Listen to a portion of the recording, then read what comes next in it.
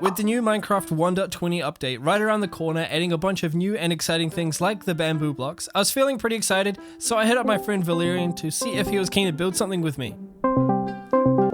Okay, hear me out. Jungle biome transformation. I suggested a jungle biome transformation. He was keen, so I generated a new world, found a jungle biome, and we got to work. Val has had much more experience with larger scale builds than I have, so he showed me one of the ways he plans his builds using a small scale model. Together we came up with this design that featured a large jungle tree in the center surrounded by a mashup of houses, trees, rivers, and waterfalls. We wanted to keep as much of the vanilla terrain as possible, but also wanted it to look a little more rocky and fantasy, so we used a bunch of World Edit and Voxel Sniper to shape the terrain into something closer to our vision. One tool that came in really handy was the boulder brush tool by Arceon. We used it to make the overhanging rock shelves. Val suggested that we change the biome to a warm ocean so that the water would be a lighter, more tropical color. But that also meant that the grass looked a little bit lifeless, so we swapped the dull grass out for moss, which looked a lot better. We also wanted to warm up the stone color a bit, so Val made a gradient brush using orangey brown blocks and used that to paint over the stone surfaces.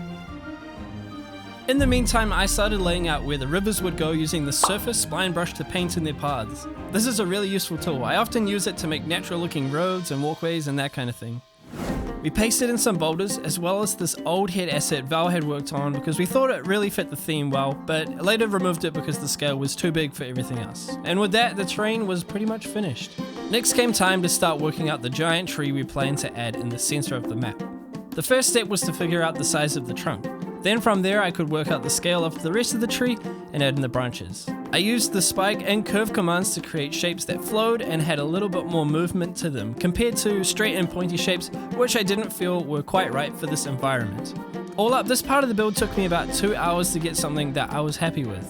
With the trunk and branches mostly worked out, I started painting in the leaves using a sphere brush of 40% lime wool and 60% air. This part is always super fun because you really start to see the tree come to life. I felt like the roots looked a bit boring, so I added a bunch of detail before swapping out all of the wool for the actual blocks I was going to use, and then added a little bit more detail to the vines.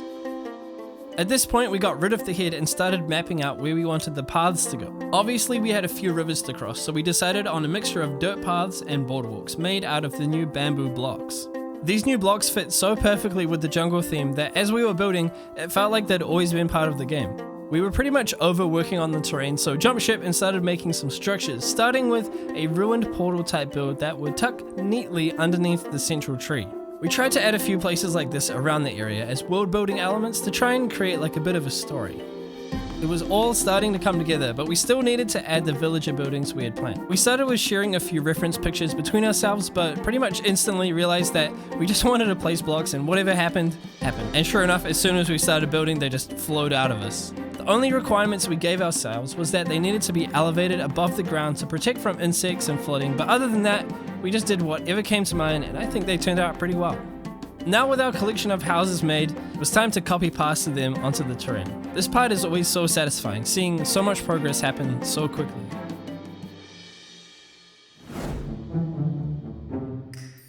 The build was pretty much done, but we had imagined some tree houses wrapped around the central tree, so we made a copy of it and started experimenting with some shapes. This part was so much fun. I love tree houses. We decided to go for a circular design for the houses because it didn't feel right putting something boxy on this organic structure. We started off using the same color palette as the rest of the structures, but near the end we fell in love with the red colors from the mangrove wood set.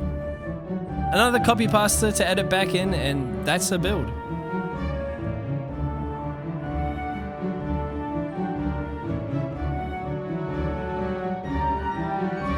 But that's going to be it for the building. Thank you so much for watching. I hope you enjoyed the video. If you did, maybe consider heading over to my channel. I've got a bunch more videos that you might like. This was super fun. I love experimenting with the new blocks that they add to Minecraft. But for now, I'm just going to leave you with a little cinematic to show some of the builds up closer, a little bit slower, so you can see some of the details. Peace out.